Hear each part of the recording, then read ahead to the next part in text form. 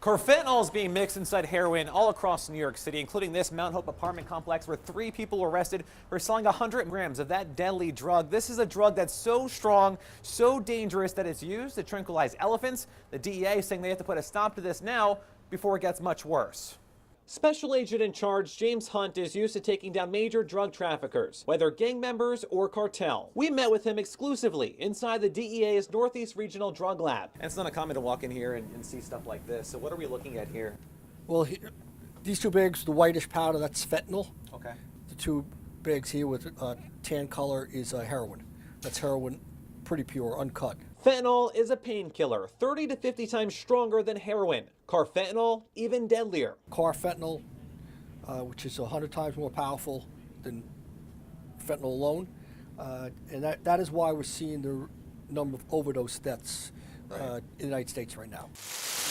The drug is typically cut into heroin, a way for drug dealers to save money. People mixing it here on a kitchen table in the Bronx are not real chemists. They're not trained like the personnel here to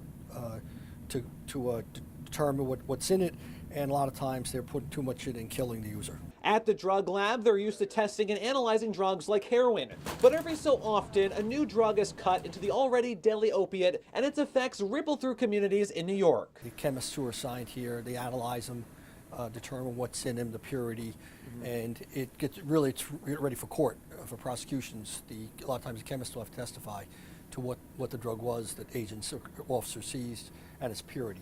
On this table, about 5,000 heroin glassines, marked with labels like Breaking Bad and Stranger Danger. A few ounces of heroin making this. You're playing with your life, because this big, you might not die from this big might kill you. The DEA says its team of chemists help with undercover investigations, letting agents know what's on the streets. We sat down with Hunt, asking what the DEA is doing to keep people from dying. When there's a break-in investigation or a narcotics investigation, it keeps on going.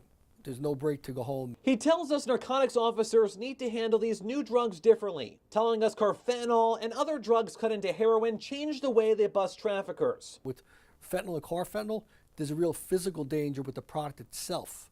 And that is that you can get sick by it, you can overdose by not just touching it. Technology complicates things too. Bitcoin is become very popular among drug traffickers. There's a lot of secrecy to it, avoid detection. That's what they're always searching for, is to, fool law enforcement. As long as there's a market, drug traffickers will continue to put lives at risk, and people will continue to die. One way to combat traffickers, getting people off the drugs. Hunt says now is a better time than ever to seek treatment. It was bad enough with just heroin, you'd see people overdosing. Now with carfentanil in the mix, it's a game changer. This is as dangerous as it has ever been. With your 12 Investigates report, Eric Stelzer, News 12.